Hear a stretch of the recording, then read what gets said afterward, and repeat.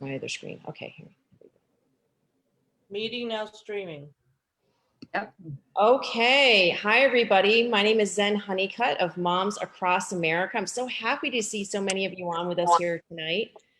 We are going live for the first time on Facebook with our Moms Connect call. We're going to see how this works. Our mission at Moms Across America is to educate and empower mothers and others with actions and solutions to create healthy communities. And this is our Monday night Moms Connect call. We go on our Zoom calls, and tonight we're trying a Facebook Live. We have a special guest, Dr. Joe Gould, and we are going to introduce him a little bit later, but first we're going to cover some news. For the first part of our Moms Connect calls, we cover news. Hi, Natalie. Hi, Josie. So glad to see you on here tonight. Thank you for being on. Okay, so we are going to start off with some good news. Hang on one second. I'm going to make sure we can get this screen on. Can you see the salmon? Everybody? Yeah. So good news, the U.S. federal court has ruled that the FDA approval of GMO salmon was unlawful, folks. And this is really historic because Aqua Bounty, that was working on this GMO salmon, that was part, it's a kind of an eel fish, and it had the genes with it would make it so that it would grow 4 times fatter, 4 times faster, and be sterile, and it would eat 25% less food. So this is not the kind of fish that I would have wanted to have fed my children, and I'm very glad that the U.S. federal court has ruled that the FDA ignored serious environmental consequences of approving the genetically engineered salmon because of the environmental impact. That if these salmon got out, they could breed or interrupt the cycles and the patterns of the wild salmon. And it was of great concern. And George Kimbrell of Center for Food Safety sued with Earth Justice. And forgive me if I get this wrong, the Quinault Indian Nation. I believe they're up in the Washington area. And they all sued. And George Kimbrell said, today's decision is a vital victory for endangered salmon and our oceans. He said that genetically engineered animals create novel risks, and regulators must rigorously analyze them using sound science and not stick their head in the sand as officials have done here. In reality, this engineered fish offers nothing but unstudied risks. And so we're really excited that Center for Food Safety and Earth Justice and the Quinault Indian Nation sued. They had the courage and the audacity to go after it. Yes, so it was a Atlantic salmon and Pacific king salmon and Arctic Ocean eel pout. And that was how the fish was genetically modified. And so the article's out. It came out first on Sustainable Pulse, and of course, Center for Food Safety had a great article. Anybody have any comments about genetically engineered salmon? Carol Gervais from Food Integrity Now. Did you interview anybody ever about the genetically modified salmon? Oh wait, you have to unmute yourself. I don't think I did, but I have a little bit of a question. What are they going to do with all these ones that they've created already? Well, they already sent 4.5 tons to Canada. So yeah, the US federal court said no, but Canada said yes. So little point for travel, a little travel tip: when you go to Canada, I would not order the salmon. Hey, Zen, yeah. Did you say that these salmon were supposed to eat less? Yeah, but they grow. Because I was told they were voracious eaters and that they were going to decimate, that they were going to start eating the other salmon. I see. Yeah. So wait, hang on a second. In the article, there was somewhere where it said that they get fatter faster is the point. You know what I mean? You know what I'm saying? So if you backtrack on how they grow, then they're getting fatter with less food, right? So maybe they eat more maybe they eat more, but they get fatter faster. So they grow 4 times. Kind of like growth hormones. Yes, You know, kind of, yeah. yeah. Yeah. The theory. Yeah. So, oh, I know where it was. It was in Wikipedia or wherever. Yeah, it was when I was doing some research on Wikipedia. They said that they can grow fatter on less food. So it's basically they can use less food and the fish get fatter faster. So yeah, but they probably still eat tons because they grow much fatter. So this is a huge relief, and you know, and also why this is enormous is because this is sets precedent for other genetically engineered animals, right? Which we also do not want to be eating, because goodness knows what's that going to, you know, what is that going to do with if they're genetically engineered and their body tries to fight off any type of malfunction, or, you know, I mean, Mother Nature always finds a way, right, to heal and recover and all that. So who knows what would happen there. So this was a huge win. And I really want to thank everybody. I mean, there have been so many activists from all across the country that signed petitions, that got Costco to say no to genetically engineered salmon. There's groups like Friends of the Earth and Some of Us and Center for Food Safety and Organic Consumers Association. I mean, there's been thousands of activists that worked hard to raise awareness about this. So good job to all of you. Thank you so much for taking action and raising awareness about this. Great job. All right, more good news. I am so excited to share this.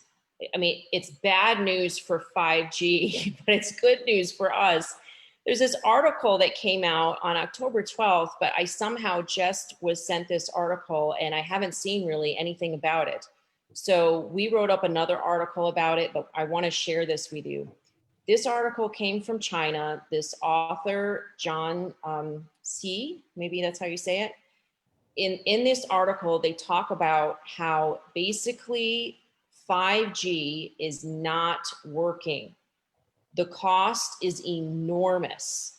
Now in China, right, they were like, we need to be first and lead the way. And so they have already installed, by June, they had already installed 410 small cell facilities for 5G. And I want to be clear, by 5G in this context, what we mean is the 5G millimeter wave technology. We don't mean the T-Mobile 5G that they're saying, you know, is on your phone.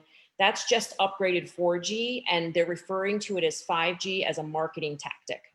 Okay, so I want to be really clear about that. The 5G that requires 10,000 small cell facilities, such as they installed in Wuhan, is the type of, it's a new technology. It's called 5G millimeter wave, and it requires small cell facilities to be about 660 feet apart in order for them to work. So they have to put thousands of them in a city in order for this to work properly. And it doesn't go through walls. So you have to put a unit inside a home or inside an office as well. And yes, you can download a movie much faster, or for instance, in a hospital, if you have a robotic, you know, surgery, a surgery that's used with robots, it works much better with a very fast download speed of this 5G. However, people are under very close proximity, right? That this 5G small cell facility could be 6 feet outside your bedroom or right above your head in your office, like on the roof. So the exposure to human beings is very severe and very dangerous, and of course untested. But we know it's dangerous because it has to ride on 4G and 3G and 2G. And there are thousands, over 8,000 studies showing harm from the 2 and 3 and 4G technologies that have been going back for years, you know, dozens of years now. And things such as neurological damage, brain cancer, reproductive damage, sterility in the rats, the male rats. I already said brain cancer, and what else? Other types of cancer, nosebleeds, headaches, you know, all those types of things. So there's definitely plenty of technology showing harm from the types of waves that are included with 5G. and especially at close proximity, which is what happens with these smart, networks. So this article talks about not only it talks mostly about the cost. So, and the cost is basically $29 billion was what it costs for annual electricity bills in China, which is 10 times the amount of the profit that they got from installing it. So this is bad news for them, but good news for us, because in the United States, telecom likes to make money, and this is not going to be happening, right? This does not work if your electricity costs are 10 times the amount. And of course, yes, Dr. Gould, yes. I sort of wanted to interrupt. Being maybe people don't know who I am, but as a dentist, we are the ones who put the lead apron on you for ionizing radiation. 5G is not ionizing radiation, but it is radiation, and it's a much more diffuse type of radiation and causes free radical damage in ways that I don't believe have been studied properly, and I don't believe we can trust the industries to self-regulate. So I think that this is a really good thing. If there's an economic link to why it's not going to be successful, that's the best route to go, because you know what it's like trying to prove that certain industries are poisoning us or harming us. It's very, very difficult to prove, even though we see the studies. So I wanted to sort of chime in there. It's a different type of radiation. It's not the powerful kind that causes severe damage, and that's why they're saying it's perfectly safe. It's a very different type of radiation that still causes free radical damage. So it's non-native. This is not natural. You can't get this anywhere on the planet. This is man-made, and definitely needs a completely different level of study. Yes, absolutely. And thank you for chiming in. I was going to introduce you just before we got to the segment with you, and we'll come back to you if you don't mind, because I have that on no a worries. page. I just want to speak with radiation. Dentists were the ones. So. Yeah, I'm so glad that you spoke up about that, because it is a different kind of radiation, and the way that the FCC has been regulating this is not the correct way. And of course, they have not been considering health or environmental hazards, and they haven't been considering any type of studies on 5G at all either. So this is very big news, and I think I don't have the other article up right now.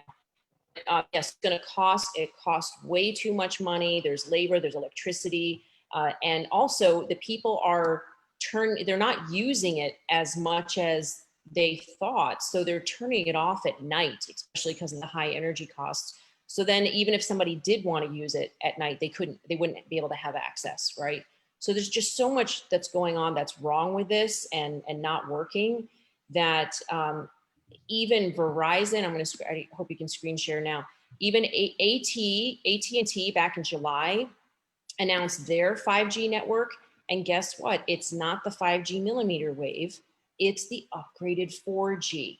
And so is Verizon's. They announced at the Apple conference in October that their 5G network is not going to be, look, you can see right here, they have been focused almost exclusively on the millimeter wave band, which they were calling 5G, but now they're calling just millimeter wave band, which offers the fastest speeds, but suffers extremely poor range. Remember I had told you the 5G millimeter waves are shorter, so they don't go as far. That's why they need more cell towers.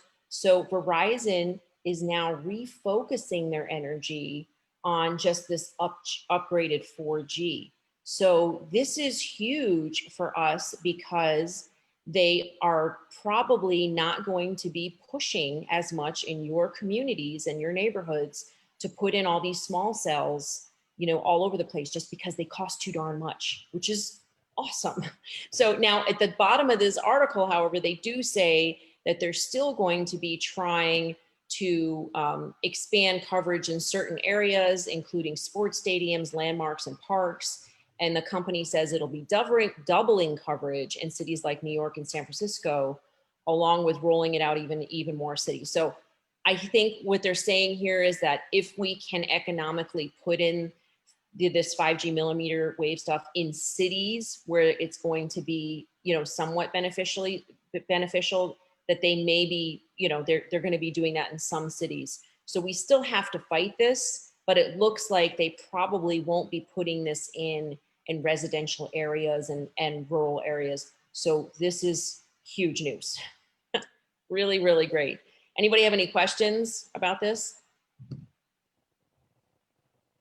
right now? Okay. Does everybody, for instance, anybody have any questions about the, T-Mobile, Verizon, AT&T, quote unquote 5G and the smart city network that I'm talking about with the 5G millimeter waves? Everybody get that? Yeah, I know it's a little tricky, but I think they purposely were trying to make things misleading, confusing so that people would accept that. Oh, The yeah, 5G. absolutely. Yeah. So, all right. So more good news. Our top 10 reasons not to mandate the COVID vaccine campaign has had over 43,000 signatures. Good job, everybody. And those are signatures that are going directly to governors. So so governors in America have been contacted 43,000 times because of you guys, telling them we do not want the COVID vaccine to be mandated. And so that is just great. Keep sharing it. I would like it to get to 50,000. That would be fantastic. So if everybody can share this with a few, groups that you haven't shared it to tomorrow, that would be great, especially during the week, because if you opt in to call, it's just with one click, then your phone will ring and you'll hear my little recorded message, and then you'll be automatically connected to your governor's office. And you can just tell them, listen, I really want to make sure that our governor is not going to mandate the COVID vaccine. I just sent you an email with a letter. Please share that with him. There's 10 reasons why he should not.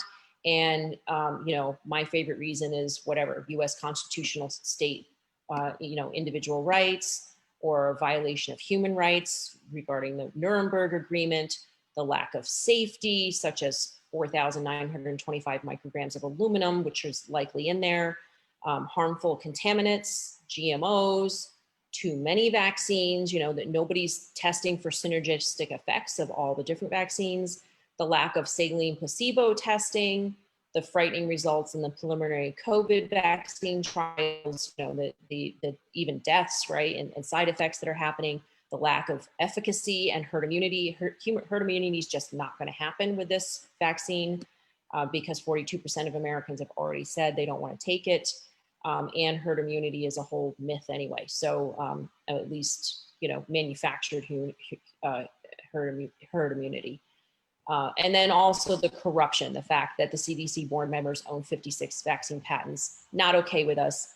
And we want to make sure that our governors know about that. So please, you can click here and you can just share this link, or you can share the link that's directly on our website. So here's a summary of the letter, and you can sign here. So great job, everybody, with sharing that.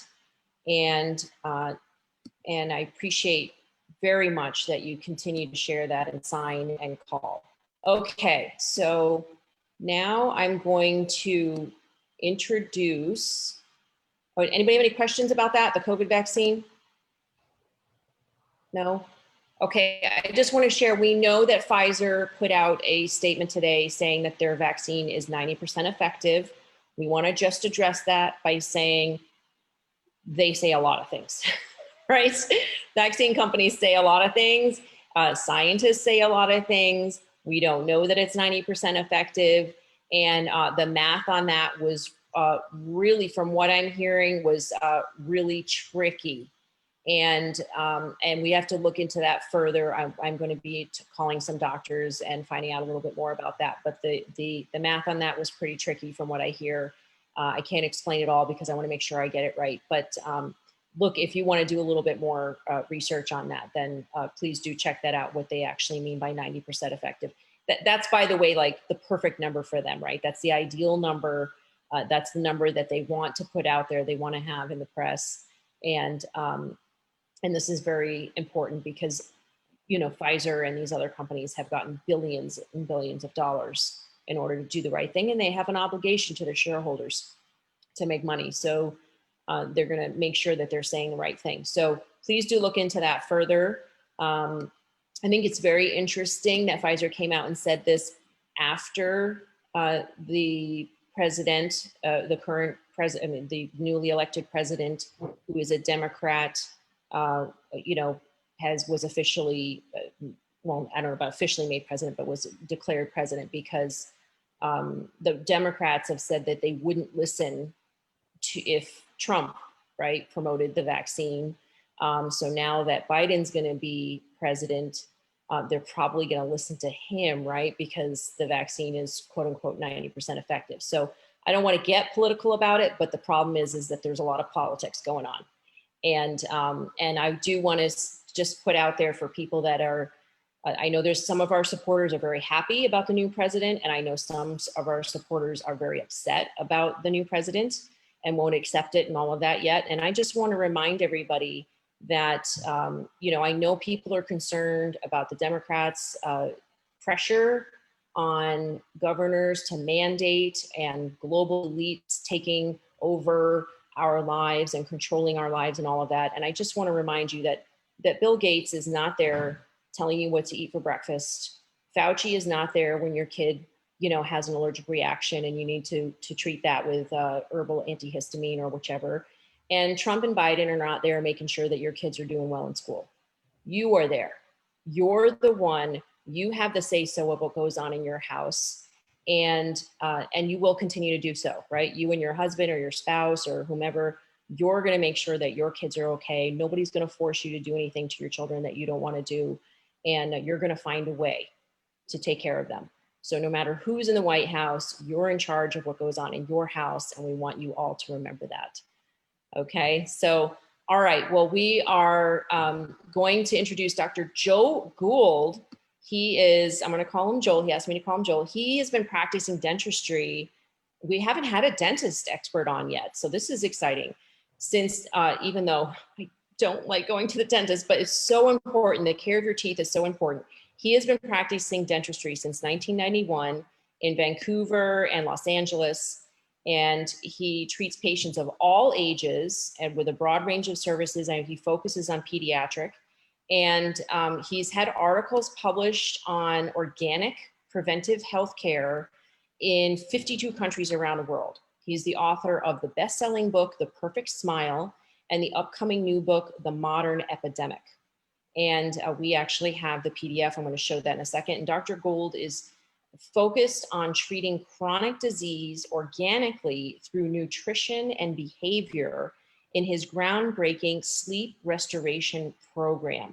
As an alternative to CPAP therapy, he's focused on treating insomnia, snoring, bruxism, which is the clenching and grinding, and obstructive sleep apnea with oral devices.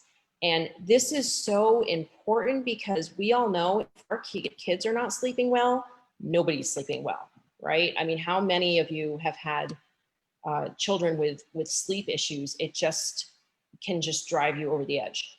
So welcome, Joel, Dr. Gould. Thank you so much for being with us today. Great to be here. This is my evening setting here. It's with some softer lighting. Usually you'll see me in my office with my costume on, my doctor's costume on. Great. Well, thank you for being with us no matter what. I appreciate it. I'm going to screen share the cover of your book just so that people can see this. Where can they find this? I know I just have like the PDF version, but where can they find this? So this is my ebook preview. This is available right now for download on my website, modernhuntergatherers.com.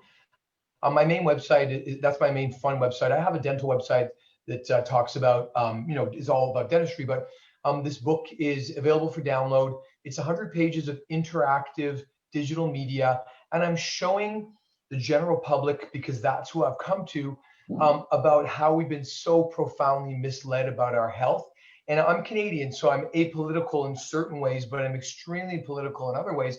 And what I want to tell people is we have a common enemy, and that is, the subject of my book. You can see that giant corporate wave is coming over the surfer, and that's what's happening. We have a common enemy, and the callousness of corporate America and corporations around the world who are just so focused on making money that they've lost their humanity. And we're all now victims, or really pawns in the game of money making, where our health is literally being hidden from us intentionally for profit. I'm here to share my information in a different way. There's a lot of doctors out there who are saying exactly what I'm saying about we're eating the wrong foods, we're doing the wrong things, we're not taking the natural supplements. But those books, there's a lot of them. I didn't want to write another book about me saying, hey, I'm a doctor, I know more than you. Listen to what I say. Here's my book. You read this and take notes. I wanted to bring the information that I discovered that's so profound out into the public. And the way to do that is through something like Schoolhouse Rock.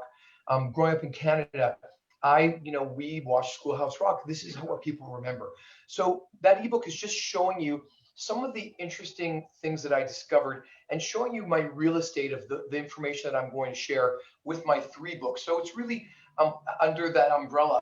But I have so much material, and a lot of it's very graphic and cartoons and a lot of fun. And I just want to say that, Zen, I want to thank you. I didn't know who you were. I'm so excited to be speaking with you and on your Facebook group, because I've been frustrated really trying to share the message that I have with moms and dads, the parents of children. I'm a single guy, don't have any kids, and I don't work as a pediatric dentist, even though my original career started in pediatrics and public health dentistry. I'm really excited to share this with the audience that I'm really looking to get to, and that is the parents of young children. This is where my information is so simple, will be the most beneficial and will have the greatest effect. So thank you. Oh, so glad. And, and addressing sleep it's just been one of those things that has just, it's just been plaguing me, when you're a young mom, like all you can think about is how can I get my kid to sleep at night? And there's so many factors that come into play that, food and as we were talking about EMFs and toxins and stress and moving and the lack of support of help. So many of us young moms are transplants. We don't have help. So there's so many issues, and we just keep racking our brain and trying anything to have our kids sleep better. And I'm scrolling down because I want to get to some of the images here. You've got these really cute cartoon characters, and you explain it all. You explain it with different cartoon characters in your book. And I'm just curious, why did you do that? Are you looking towards, like having moms show kids this book and talk about it that way? What was Well, so what I want to explain to people is, so at the age of 48, after 34 years of pain and suffering with autoimmune disease, I discovered by accident what was wrong with me. I discovered the root cause of my issues. And I was so disappointed. You scroll through one of those pages where one of my heroes is Weston Price. And I'm sure your listeners maybe have heard of him before.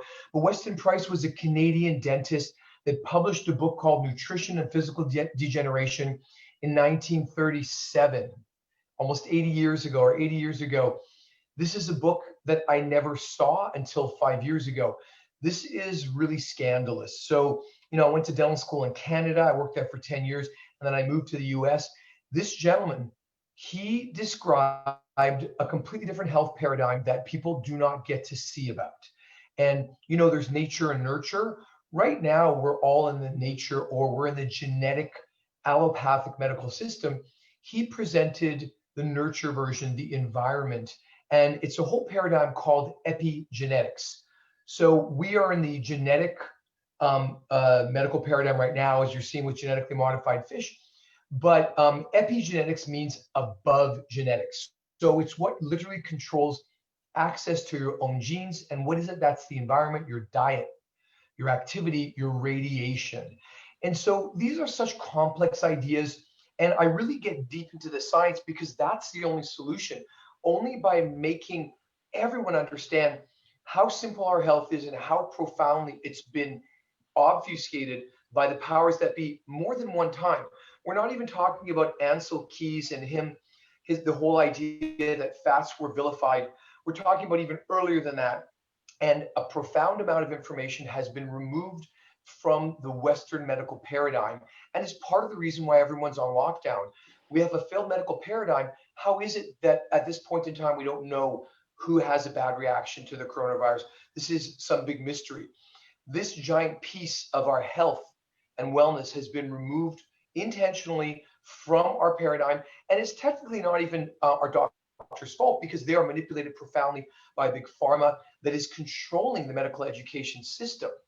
Now, when I say that, I still want to go to the finest Western doctor if I need surgery, but our doctors don't really understand how our bodies work. I know that because I'm a doctor and I didn't know, and you don't know what you don't know. So the stuff that I discovered, it's profound, it's massive, it's simple, it's out there, but I wanted to bring it all together and put it into one place where there wouldn't be any confusion.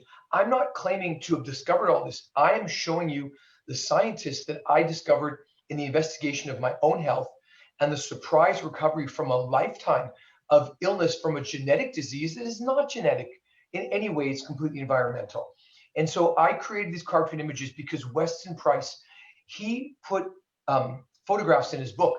This was a way for him to share his information with the general public, because medical doctors, we didn't have the internet, and you would trust somebody. He wanted people to be able to see these photographs where he found this profound difference in different cultures when they follow their ancestral behaviors, including diets and behaviors.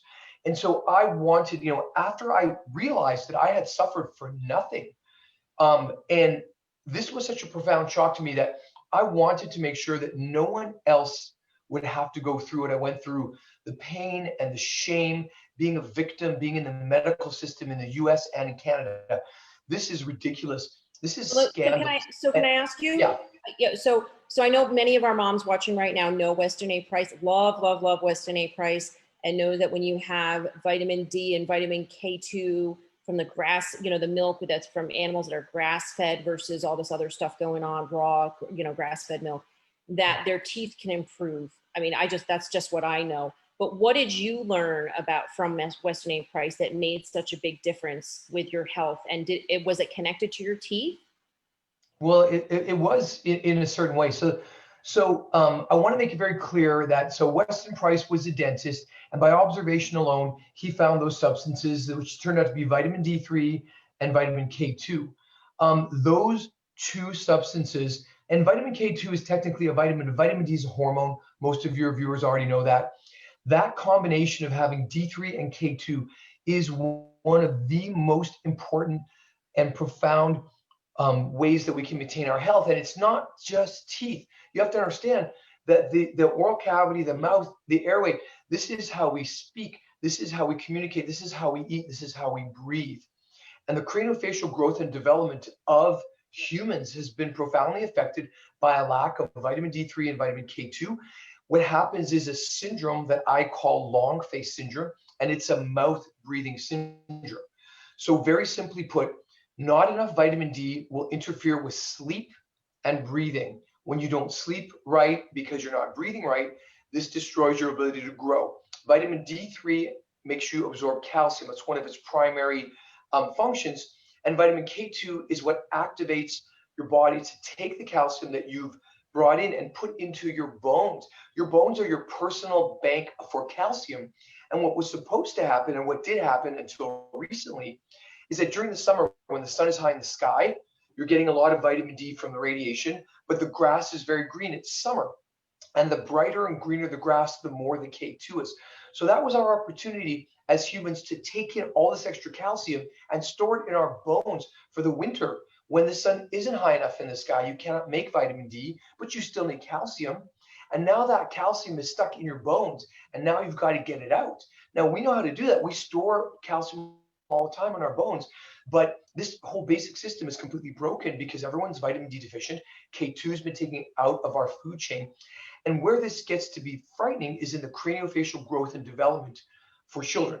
And I don't want to go into too much of the details, but I do have a lot of material. I did a great podcast with Dr. Suzanne Bennett, and she's on iHeartRadio. You can Google my name, Joel Gould, Suzanne Bennett, and long face syndrome. It's a half-an-hour podcast where I go into the details of how this is the reason why your kids need to have two sets of orthodontics now, not just one when they're 11 or 12. Now they have to do phase 1, where they widen the airway, and phase 2 later on to correct the bite. This is the reason why people don't have room for all 32 teeth. This is the reason for decay and gum disease. Root cause, vitamin D3, vitamin K2 deficiency. And so A lack of D3 or K2 in your child's growth and development will profoundly affect their skeletal and craniofacial growth, how they breathe, how they speak, how they sleep. And then after the growth is finished, a lack of D3 and K2 will directly impede normal sleep. To any of you out there who have children who grind their teeth or snore, this is a profound symptom of vitamin D deficiency. And there you go, you got it right there. And I love this particular podcast because it's not too sciencey. And I just want every parent with a child to know that this is information their pediatrician does not know, does not technically care about. Your pediatrician may be a kind, caring doctor, but they are not looking at this particular D3K2 paradigm. And this is such a powerful thing. It's so simple. I call vitamin D3, vitamin K2 soulmates, SOLs for sun. And if you add magnesium, I call that the terrific trio, because those three things, just having those three vitamins and minerals in our body can really make a massive difference. 80% of the general public will have a profound change in their health by raising their vitamin D and their K2 and having magnesium supplemented. 20% of the people who don't get a massive improvement, they will need some extra help through naturopathic medicine and some more specific testing. But this is a massive, simple thing to do. Yes. Okay, I have a question. So I know that magnesium is good to take before bed because it can help you eliminate more easily in the morning. It can help you go to sleep. Vitamin D, I think sunshine, would that be a morning time thing to take along with the K2? Well, so, we can get into the weeds on this, but your vitamin D level is what's important. When you go in the sun or if you take a supplement, that vitamin D has to go initially to your liver and it has to be converted to the active form, the 25-OHD What I form. mean is when to take it. Would you Well, take vitamin D? so in what the I'm morning? saying is that with vitamin D, it doesn't matter. Timing doesn't matter. This is a level that you have in your blood. And there's anecdotal evidence of people who take it in the evening and say they can't sleep. But in the old days, before there were supplements, you would get your sun exposure during the day and then you go to sleep. So if you supplement vitamin D late at night, I personally have never known any issues with relation to sleep. This is about your level. Once your level gets to a certain point, then you can get into sleep. And again, it's a little complex, but a lot of the issues you guys have already, your listeners know a lot of them, gut microbiome, that type of stuff. So the answer to that question is taking magnesium at night can be helpful in sleep. A lot of my patients find that taking vitamin D in the evening or at night doesn't make a difference because this is a metabolic hormone that is in your body everywhere that your body will utilize if you have enough. So it's not going to really keep you up. Like B12, B complex, do not take that at night. That will keep you up.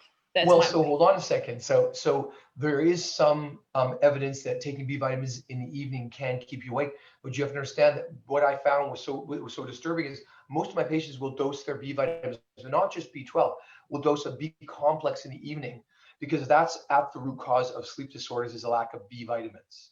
So, but be warned, if you take too much B vitamins, it can give you insomnia. So if you're going to experiment, don't experiment on a work day, but know that a B complex can be profound in stopping bruxism, stopping snoring, stopping apnea, and keeping you in sleep. It's one of the, this is part of my material. Did you say taking a B complex can help stop snoring? Oh my God. Yes. What are you buying a gallon my for? Husband is going to be taking B complex right away. So there's some caveats here. So the first thing is that you have to have the right vitamin D level. It has to be up over 50. That's required. Okay. So the reason that supplementing B vitamins is important is because our gut microbiome is where these B vitamins are made and come from. And it's modern living and the foods that we're eating and how I found you is the production of B vitamins from the gut microbiome is severely under attack. Every year I need to take more B vitamins and I'm very careful about what I eat, but this is what's going on. These vitamins were made, and they are made hour by hour, second by second by your gut microbiome. And people are running out. This is at the core of why people who only snore when they drink. This is because your alcohol is using up your B vitamins to be detoxified, and your body doesn't have enough left of B vitamins to keep you in sleep. This is the work of, or this is part of the work of a neurologist by the name of Stasha Gomanak, who's somebody that I found when I discovered I was vitamin D deficient. And she proposed that vitamin D deficiency was at the root cause of sleep apnea and insomnia, and she's right. So if you have children that aren't sleeping, melatonin is only so useful. primary root cause. Children don't sleep when their vitamin D level is too low, even if they take a multivitamin, even if they drink milk and juice, and even if you supplement them. If your child cannot gear down for sleep, they are vitamin D deficient, period. This is not being tested. This is so simple, because if you have a child that grinds their teeth or snores, the kids will stop in 2 or 3 days if you dose the right amount of vitamin D. And why that happens so quickly is that kids are more resilient and younger. In the older you get, the longer you've been vitamin D deficient, the more you need to be concerned about your gut microbiome and making those B vitamins. But kids, they rebound so quickly with the right vitamin D level. You know, Okay, I don't know if that's so how do a we known thing find with, out- yeah. Sorry, I got to interrupt you now and No then. problem. How do we find out how much vitamin D to take? Because I've been told you can take up to 10,000 units, sometimes, 5 or 2,000 units. How do you, I know you're not a doctor, you're not giving, I mean, you're a doctor, but you're not giving Well, medical yeah. advice to our This audience is- right now, yeah. but how do you find out? Well, how much- there's so much confusion over this, and I want people to know that, you can see it in my book. This is in my belief, this is the most important thing you can do, because it regulates everything. So when it comes to vitamin D, the dose is not relevant.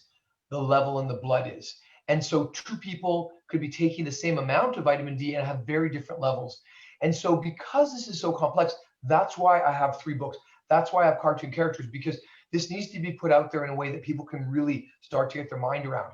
The idea, this is one of the things I say, is that if you've never had cancer and you've lived a relatively healthy life, know this, that there aren't any people out there with cancer and vitamin D levels of 39, 40, 45, 47.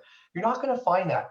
So when I started to delve into vitamin D and cancer, just that alone, never mind sleep, snoring, my Crohn's disease, but just cancer, this isn't a mystery. I called my doctor and said, why are you not testing my vitamin D level? I had never had a test in 48 years of living on a hormone that regulates cancer.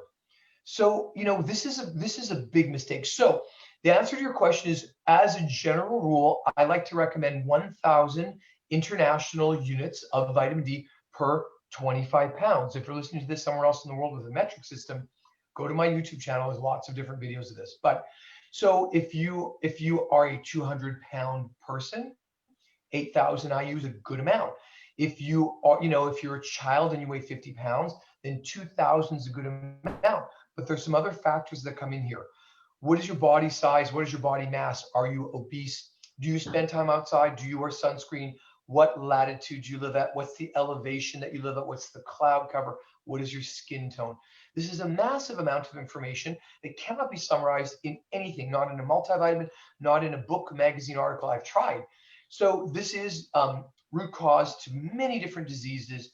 But what you need to know for your listening audience is that if kids aren't sleeping properly, they are not releasing growth hormone. They are not going to grow and develop into everything that they should be. This will stunt their growth. Normal sleep is required for health on every level at any age. Wow, great. So earlier you brought up what's going on with our food and what's happening. Why do we, I mean, everybody's got a vitamin D deficiency right now, pretty much. If you go to the doctor and get tested, they will probably say you're vitamin D deficient, maybe also B12. They don't say anything about K2 because I don't think they're necessarily educated enough about that. But why are so many people vitamin D deficiency, and is it connected to the toxins in our food? Yeah. Well, prior to the coronavirus, people were still very vitamin D deficient, but 6 months on lockdown, people aren't getting that socially distancing doesn't mean staying indoors. And so I feel really nervous about this fall, because even most people were getting their sun exposure walking from the mall to their car to the office during the day, and just casual sun exposure. And even that was enough to keep people, semi-healthy. Now, lockdown has extremely amplified the idea that we're not spending time outside, number one. Number two is sun phobia. Most people believe that the sun is toxic, that you have to avoid it. You have to smother yourself in sunscreen. And I want to be very, very clear here that sunscreen does not protect you. Anything you put on your skin, it's absorbed deeply. If you wouldn't drink it, don't put it on your body, and don't put it on your children. And I mean that.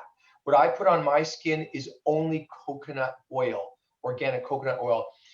even the some of the white pasty mineral sunscreens, those are the ones that I would use.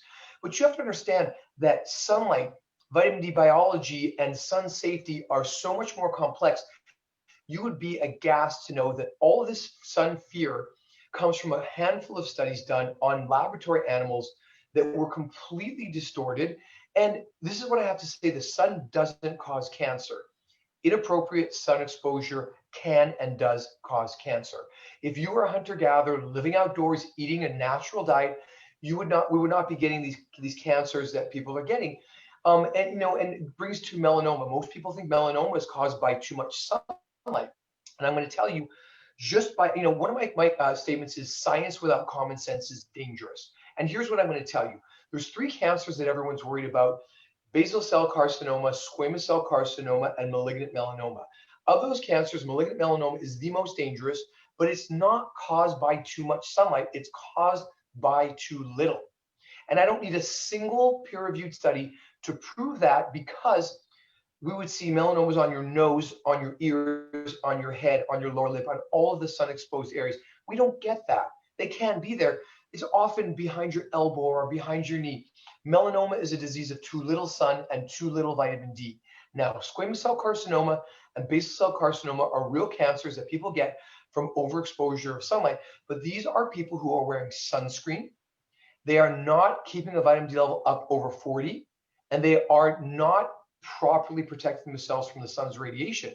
So I really believe vitamin D deficiency cancers, but absolutely you do not need to expose your face to sunlight. Hats are great. If you're going to get sun exposure, cover your face. It's out there every day. Expose your body, and so this is complex stuff. Yeah. Hang on a second. How much sun exposure would you suggest each day? What's your latitude? What's your elevation? What's your skin Right. tone? How much of your skin are you exposing? So there's a lot of different factors. At this time of year, everyone who's right now north of the line between Los Angeles and Atlanta, you cannot make almost any substantial amount of vitamin D except at solar noon. Just depends how far north you go. So I'm from Canada. At this time of year, no vitamin D available. The sun is not high enough in the sky. That's why white skin became commonplace in northern climates, because vitamin D is so important that only the people with the lightest skin could literally take in the right amount of vitamin D to stay healthy. And that is why we see these different gradients of skin colors as we go away from the equator. Things that can modify that are your elevation. Higher elevations, less atmosphere, more vitamin D. Yeah. So people with whiter skin make less vitamin D? No, they make more. And this is a factor in our current pandemic. The darker the skin, the longer you need to be out in the sun to make the same amount of vitamin D as somebody with a lighter skin tone. So there's a set of factors that I call the D determinants, and it's really what defines how much vitamin D you make on this planet. And it is latitude. Where are you in relation to the equator? Elevation. Are you living by the ocean? Are you living on a mountaintop? There's much more radiation in higher elevations.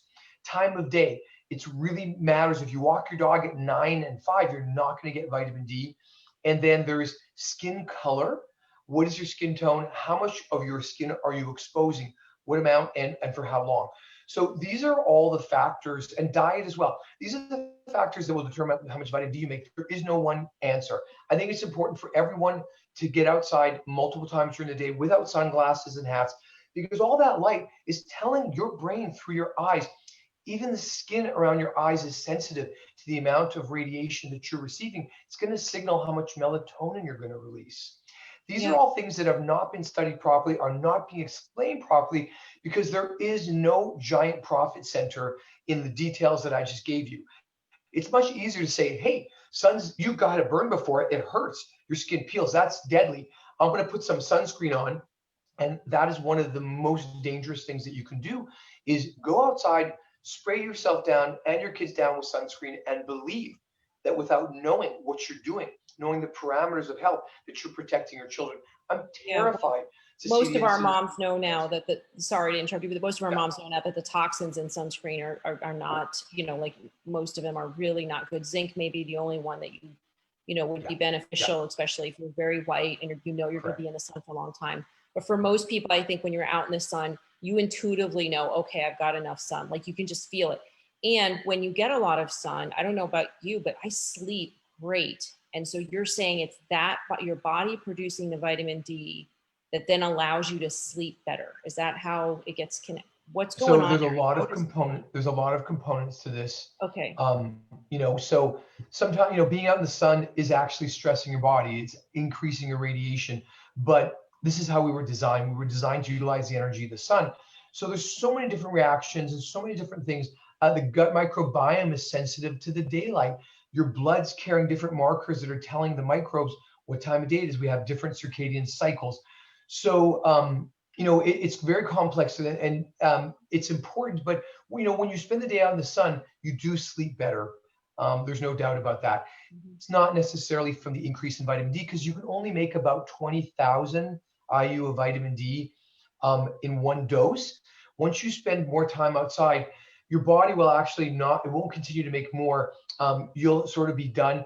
And as that vitamin D and your skin gets more irradiated, it forms other chemical products that actually start to protect you. One of my favorite ones is a chemical called lumestrol.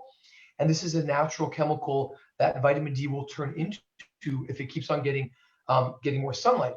And so, there's all these chemicals, melatonin, vitamin D, lumestrol. These are not being studied by anyone. The money isn't there yet. It's not there yet. I have been trying to, I've contacted so many companies. We're getting to that point where natural health is really going to have a much greater financial value. Yeah, it is. Well, because we're in a crisis. We're in a health crisis in America. 1 out of 2 of our children have a chronic illness. 1 out of 5 have mental illness. That's definitely connected to sleep disorders. We just talked last week about medicating normal, a movie where people are just getting inundated with 17 different types of mental illness medications. And, a lot of it could just be alleviated by people sleeping better. I'm not saying all of it, but that would be as a major factor. Yeah. Poor sleep is at the root cause of almost every disease out there. And, just my own personal experience. So how this, I thought I was educated. I hadn't heard about vitamin D. I took a multivitamin. The RDA is in there. So what happened to me was when I started having anxiety, I had never experienced racing thoughts and depression. And I went to a psychiatrist. They never tested my vitamin D. They said, you're depressed. Here's your serotonin reuptake inhibitors. Here's your Adderall. When I raised my vitamin D level from 18 to 80, I stopped taking those medications because I forgot. I didn't need them. I got healthy within a period of 3 months. My Crohn's disease completely disappeared. And you'll find in that book, it's not too good to be true. I have a direct link to a PubMed study. There's a couple. They're not big. But who do you think is going to do a expensive study on something that's free? You can go outside and get it. You charge yourself up for most of the summer and you can use it up all winter. But our vitamin D level is under attack by the toxins in the environment. And this. Okay, so how is that? How do the toxins how do the toxins in the environment impact vitamin D levels? So primary reaction is glyphosate. Glyphosate is an antibiotic and it kills the diversity of the gut microbiome. It selectively kills the microbes that we want, and the ones that we don't want start to overgrow. Because of what glyphosate is, this is a Trojan horse. The companies that developed this, their first products were DDT and PBCs. Those are overt poisons that kill you immediately.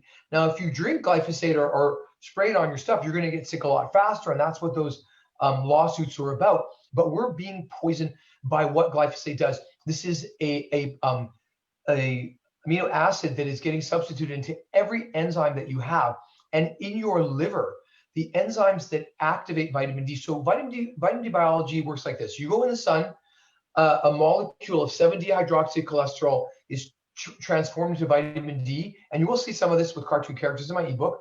And now that gets absorbed into your bloodstream, and over the next 8 hours, it will circulate. It will go to your liver, where the enzymes are called CYP, cytochrome P450, superfamily of enzymes will take that vitamin D from a pill that you took or from being in the sun, and it will activate it. It will hydroxylate it, is the first step.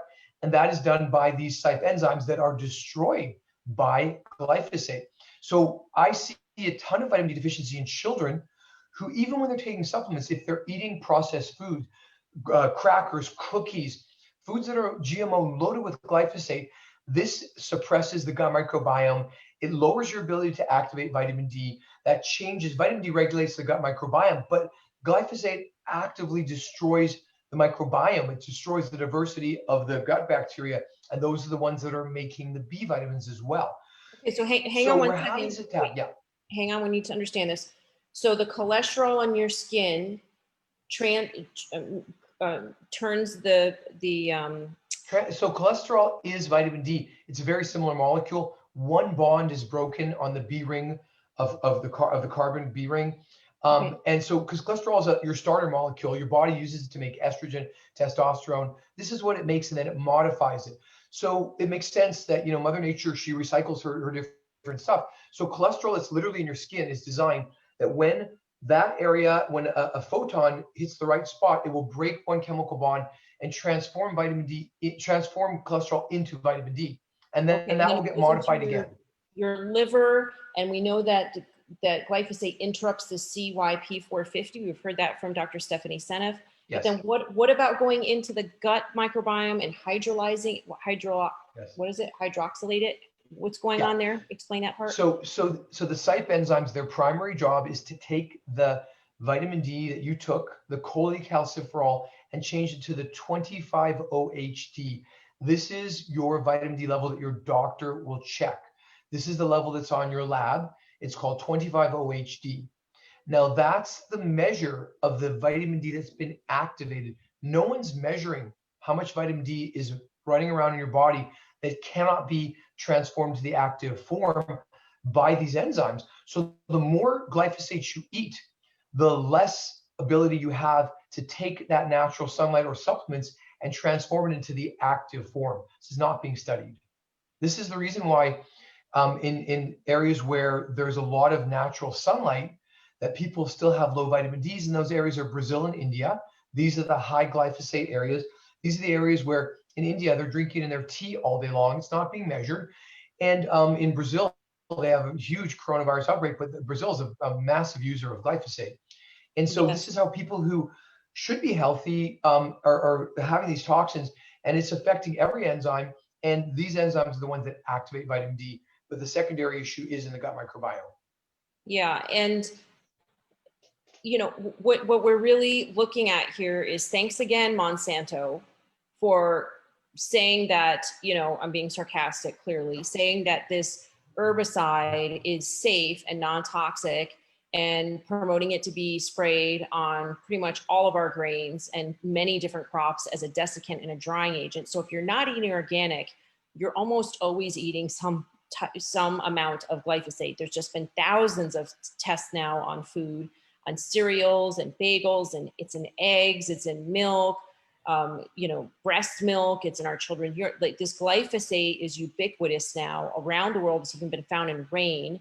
And so now we're consuming glyphosate, we're lowering our body's ability to make vitamin D. And we know from the scientific studies that vitamin D is a major factor in being able to combat COVID.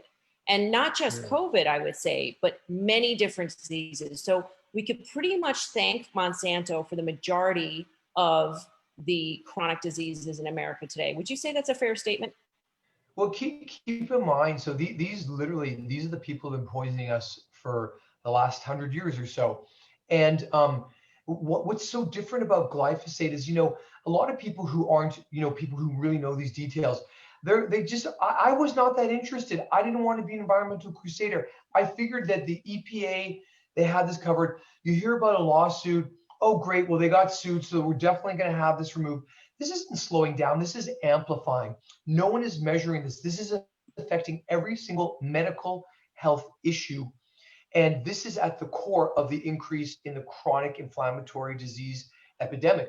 My parents both died from pancreatic cancer, and they followed their doctor's orders. They exercised, they ate the standard American diet. And in Canada, shame on Canada, there's a ton of glyphosate in everything. And I thought I was coming from a country that was maybe a little morally less corrupt, but the money that Monsanto has and the influence and power has corrupted an entire world. And people need to understand, the reason that I have those cartoon images is that this isn't leaving anytime soon. They're going to change the name. This is a different whatever. People need to understand, This is an amino acid analog. Your body has 20 building blocks that it makes every single thing your body's made of. Your hair, your skin, your organs, every bit of you is made of just 20 building blocks. Think about the alphabet. There's 27 letters, and you can create all these different words. Your body uses these 20 amino acids as the basic building blocks. So your body will literally confuse a glycine amino acid for glyphosate. And I kind of make a joke about this. I have a lot of these cartoons about to try and get this into people's minds, that when your body starts to take something that was created by man that's highly dangerous, it's an organophosphate. That phosphate's bonded in an unnatural way. Now this is getting incorporated into everything in your entire body, and you can't get it out. This is the slow poisoning of not just people, kids. This is destroying the soil. This is the reason why this outbreak came out of Wuhan.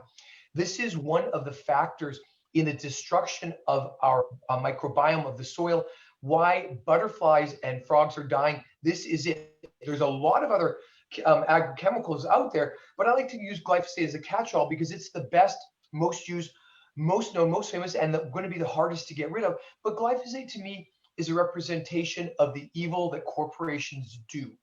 That's what it is. It's not just glyphosate. It's the understanding that money is more important to these corporations than the long-term viability of your children and this planet.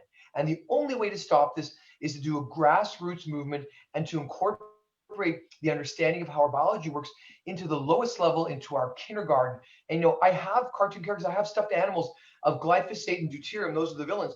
And I want children to boo these villains. And that's what my stuff is about. The Heroes of Light is about heroes and villains, and how children, think about, I don't have kids, but who are children's role models these days?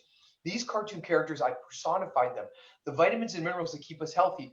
The B vitamins, I gave them their own Instagram page because I want to incorporate this information into the fabric of modern society in such a way with music and dance and song, so that this is a way we can never be fooled again.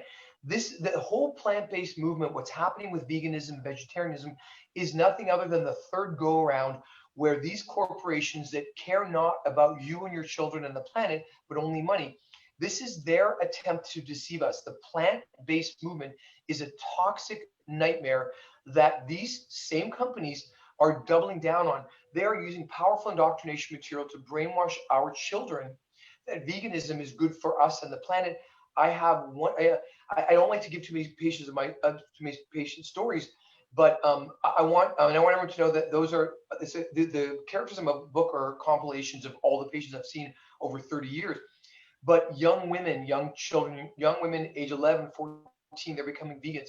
This is extremely dangerous and damaging, not just because a vegan diet is so much harder to get your fats and the nutritional components that we need, but all of those foods, they're loaded with glyphosate, the beans and the oats, and these foods that are deemed to be healthy, these are very toxic. And I really want to get that into the fabric of society. And that's why I have, my first video is coming out. You'll see my cartoon characters dance and sing. And I want kids to learn the dance, because if it's not on a YouTube or on a TikTok, it's not going to get to the young people. That's what I'm doing with my program. That's why you're going to see all those graphic images. And that's where I'm headed. The ebook that you can download, it shouldn't give you a cohesive understanding of my paradigm. It should. Your readers will be a lot more like, wow, I'm trying to simplify this complex science, and I'm trying to lay it out there so that it cannot be hidden from us again. Yeah. So I just want to add in here that we did testing on 36 children. Half of them ate a primarily very healthy diet, maybe not mostly organic, but a lot of organic, gluten-free, and some, vegan and vegetarian. And then the other half ate the standard American diet. And we found higher levels of glyphosate in the healthy eating group. And we were shocked. And then when we looked at what they were eating, it was the gluten-free and the vegan and the vegetarian have high levels of soy and oats and garbanzo beans and lentils. And those types of diets, vegan and vegetarian diets, we have long been saying, not that we're against completely the diet. But if you're not eating organic and you're eating vegan and vegetarian, you are subjecting yourself to the highest levels of glyphosate that you could of any diet, whether it be paleo or, meat eating or whatever. So this is very important. This is why my son will not identify himself as a vegan. He is an organic, whole food, plant-based diet advocate. And he says that every time, the whole thing out, because you can eat potato chips and soda, right? Or pizza with, soy cheese on it every day and consider yourself a vegan. And that's just, it's not healthy. So I just want to put a caveat that we believe that people of all different body types should eat different diets, but no matter what you eat, it must be organic if you want to avoid glyphosate. Right. So I want to, if you take a look into my book, I want to sort of simplify this one step further. And that there's only two villains that I have in my book. One is glyphosate, and the other is called deuterium. Oh yeah, let's talk about that for a bit. Yeah, so deuterium is what gluten is. Deuterium is what makes high fructose corn syrup, sugar, carbohydrates. That's what's in those foods that makes them dangerous. And it's very difficult to eat a vegan, plant-based vegetarian diet and not be overwhelmed with deuterium in the form of processed food, proteins, and powders.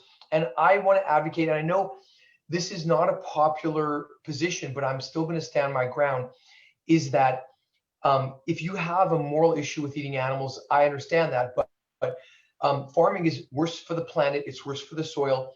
The regenerative agriculture and utilizing animals the way they evolved on this planet is really the only thing that we can do to maintain the health of our bodies and the planet. And I really want to advocate, if you have children, if they are able to eat meat, and I'm going to go out on a limb here, red meat, the meat of ruminants, whether it's goats or sheep or cows, this is the most nutritious, nutritionally diverse, balanced, healthiest food that you can eat. Red meat, it's the exact opposite of what you're hearing. I wouldn't touch lean chicken and pork with a 10-foot pole unless it was grass-fed, organic, certified. I would stick to only red meat, even if it's not grass-fed. Most animals in America spend the majority of their life pasture raised, and I don't want to advocate for the big feedlots, but it's much less important. It's much more important to eat red meat than it is to worry whether they do go to a factory farm and do get antibiotics or corn and soy at the end. Obviously, we don't want that. We want to support. Why is it more important to eat red meat? Because the way that these animals evolved, we evolved to eat ruminants. We became the top of the food chain with the biggest brain when we figured out that the animals that we preferred to eat were ruminants. Ruminants are very unique. They eat green growing grass. Grass is extremely low in deuterium. These animals, they also have multiple stomachs, and they filter their food, and the bacteria feed off of the deuterium. So we have these incredible systems to get rid of deuterium. And as this food makes its way through these different stages of digestion, by the time the food gets into the meat itself, it's some of the lowest deuterium food on the planet. Beef tallow, healthiest thing you can fry in. Red meat, organ meats, healthiest things you can eat, preferably grass-fed organic. And it comes down to quantum physics and the understanding of how our bodies and how the universe is structured. And that's what makes this irrefutable. So I don't want to, people are going to have a very strong reaction to me. People get very upset with me. I don't care. I'm not here to make any friends. If you have a child, you owe it to them to look into this. This is important in their growth and development. Sure, you know how hard it is to keep your son, keep him on a healthy diet. It's very, very hard. You got to do a full-time job. I still think that red meat is better in every single way. And the cheeses from these animals are grass-fed. I would not eat any cheese or any dairy products that is not grass-fed. When you eat those products, eat the foods and the cheeses from these animals that are fed corn, grain, and soy, you're getting that right away. You are what you eat eats. So stick to grass-fed when it comes to dairy and eggs as well. Eggs scare me because they're so healthy, but what are they feeding these chickens? Are they telling you that they could have desiccated the crops that these animals are eating, and they're not GMO, and they don't have to tell you. With glyphosate. Yeah, with, so with they eat glyphosate. glyphosate in it, and then their gut bacteria is destroyed. Their antibiotic resistance, they have to pump them Yep. full of I'm antibiotics. full of And then you antibiotics, eat exactly. chicken that actually contributes 90% of the bacteria that causes UTIs comes from chicken. So I would never eat chicken anymore unless You know, it's and very, very this is the brainwashing that we've had. We have this idea: sun's toxic, red meat's toxic. I should eat lean chicken and pork. And you know, I love. People are so concerned about their health, and everyone is trying so hard, but we've been given the wrong playbook. We're never given the human animals owner's manual. And when I say red meat's the healthiest thing on the planet, it's not even up for debate. Go to look at my materials. This is I found this out. I by chance discovered what deuterium was. I was in the right place at the right time, and it blew my mind because this one thing, this regulates so many things in our body. We want to keep it low. So when I say red meat's health is for you, I know that many of you listening to this are not believing it, and that's okay. Yeah. This is, So I just want to talk everyone about falls out of a deuterium then, paradigm because on their own scale. I want to talk about deuterium for a second because that's very interesting to me. I get the whole stomach thing, and the cow, would be reducing the amount of deuterium that you would be subjected to in the meat. Deuterium it's heavier than was it hydrogen in water, and there's a light water that you can drink. My son actually has that. Yes. He has a syndrome, and so we give him this light water which has less deuterium in it. Deuterium, from how I understand it, for people who are out there that are curious about this, it gets into your mitochondria and gunks it up, and can have you feel very tired, and it can actually contribute to premature aging. And people who drink this light water, which is very low in deuterium, actually end up like, it looks like they get 10 years younger. Their hair grows back, instead of gray, it grows back, black or brown. I know personally people that have had this happen. And so when you reduce the amount of deuterium in your water, or I guess you're saying in your diet by grass-fed, meat, Right. then Well, you're going to actually be like reversing aging, is what you're saying. And now I'm Right. not necessarily agreeing with you about all of this red meat stuff, because I No, have no, to no. look into it. The first time I've heard about it, but I appreciate Sure. that perspective. Well, let me just give you a real quick explanation. There's three forms of water in this universe: H2O, HDO, and D2O. D2O is heavy water. It's what was used to make a nuclear bomb. And so deuterium is a normal component of all of our bodies, and it's in food, it's in water, it's everywhere. And the difference between regular hydrogen and deuterium is it has an extra neutron. And that extra neutron doubles the weight of anything that would normally be hydrogen. And that's when it gets into the mitochondria, but these very, very delicate rotor that spins generating our energy. The deuterium will break or slow the production of this energy. And sunlight and vitamin D will actually decrease the bad effects of deuterium. That's why I've put this all together with cartoon characters in a story that will make more sense. So buying deuterium depleted water is not a cure. I do not recommend it as a fix-all. It's an adjunct. It can be expensive. Do I drink low deuterium water? I do. I try and have some every day. But the much more important is what you eat. The water you drink is much less important than the water that you make.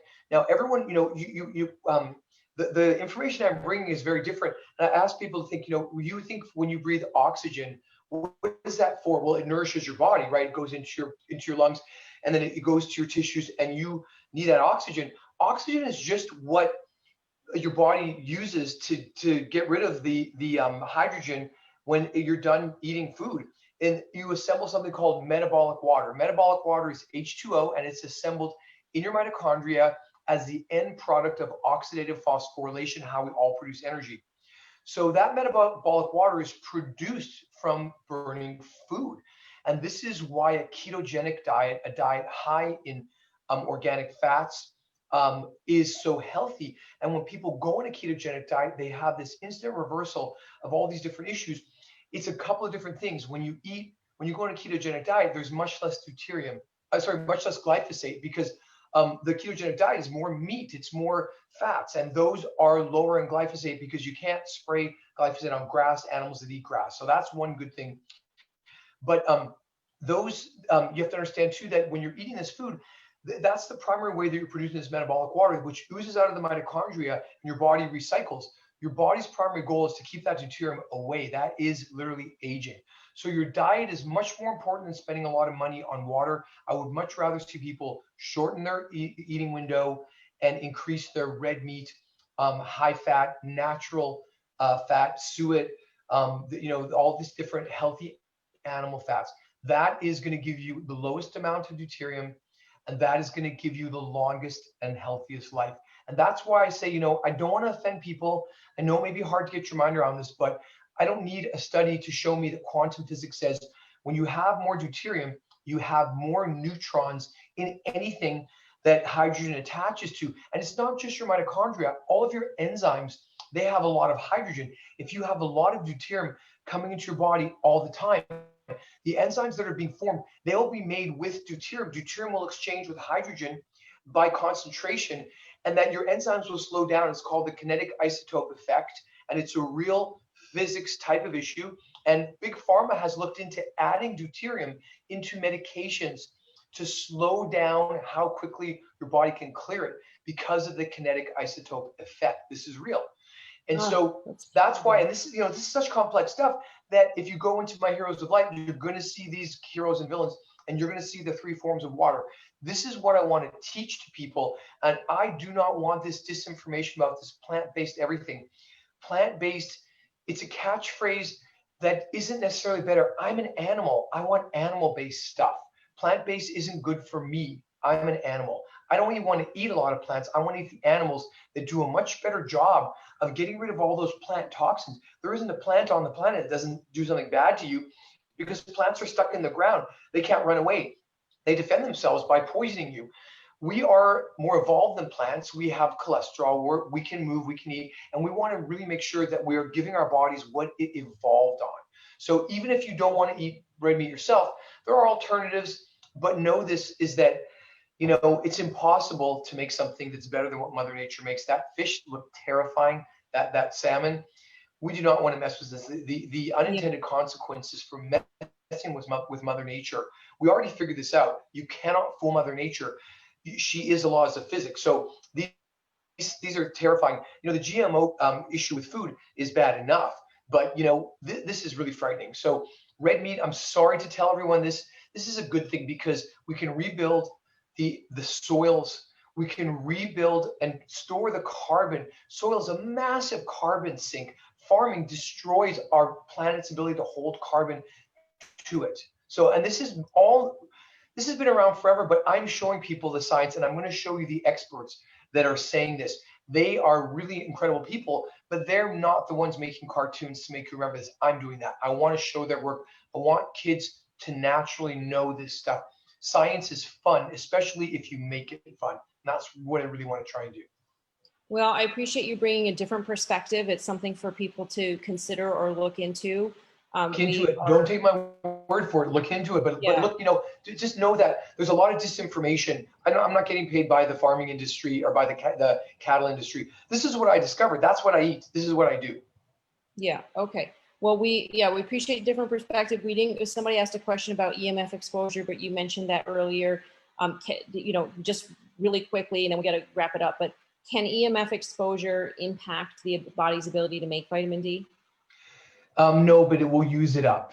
So, okay, I shouldn't say that. No one studied it. I only came across one study where vitamin D was protective for rats that were irradiated with Wi-Fi and Bluetooth. That's a real study, small, but it makes sense to me because radiation stresses your body, and your body was never able to be stressed by radiation unless you were outside in the old days. Now you're in your basement, all these different radiations going through. It causes inflammation. Inflammation uses up your resources and uses up your vitamin D. So vitamin D is protective against EMFs as well. Okay, great. Well, if there's anything you want to take from this, whether you agree or disagree with him about the diet stuff, vitamin D is incredibly important with K2. We also want to look at taking magnesium and B12. We're not doctors, not medical advice. We're just saying look into it. Look into what's the best for you. And of course, when your kids start sleeping better, everybody sleeps better. And when mama's happy, everybody's happy. So we appreciate you bringing us this perspective and putting together a book that can be, something that's more accessible to children and to mothers, sharing with the children and having healthy conversations about this. And as always, keep trying. If one thing doesn't work for you, try something else. And that's what I think moms do best is we are unstoppable because we do not give up, right? Our love for our children and our families is never going to end. So we have an unlimited source of motivation and fuel, and that's love for our families. So we appreciate you taking the time, Dr. Gould. Thank you everybody for being on with us today. And I think we got to most of the questions. I appreciate everybody being on. If you have any other questions, you can email me and I'll forward it to Dr. Gould, or you can go to his website. And say your website again one more time. modernhuntergatherers.com. And my Instagram is Modern Hunter Gatherers. Great. First time having a dentist on with us talking about sleep and toxins, glyphosate, and health. Thank you so much, everybody. Oh, here we go. Reconnect to the elements of life, modernhuntergatherers.com. Yeah. At the end of these, if you scroll to the bottom, there's a sign up for my book. And I appreciate support. I still do answer questions on my Instagram feed. And I'm here for I was a dentist for 30 years, and I want to spend the next 30 years sharing the information that would have changed the trajectory of my life and the life of millions of people around the world. I want to put this out there in a meaningful way that has traction. And I really appreciate this opportunity to share my information with your audience. I put the link to in the chat thing that will send it right to the book set part, and I've already signed up. Okay, great. Thank you, everybody. And if you're on Facebook, thank you for watching. Appreciate it. We'll add the link there as well. And take care. Good night, everybody. We'll see you next Monday. Next Monday, we have Dr. Eric Klasker. He's our dad champion chiropractor, and he's going to be talking about pain. So if you have issues with pain, please do tune in with us next Monday. And as always, I'll be giving you updates. And we'll also, if people have questions, if you want to share something, what's going on in your neighborhood with 5G or Roundup or GMOs or health freedom or whatever, please also, when you log on, let me know that you have something to share, and we will make sure we save time for you. So thank you very much, everybody. This has been our Moms Connect call with Moms Across America. Go to momsacrossamerica.org and sign up for our newsletter with the invitation for this Zoom so you can be on and ask our guests questions and contribute to the conversation. Thank you so much, everybody. Bye-bye.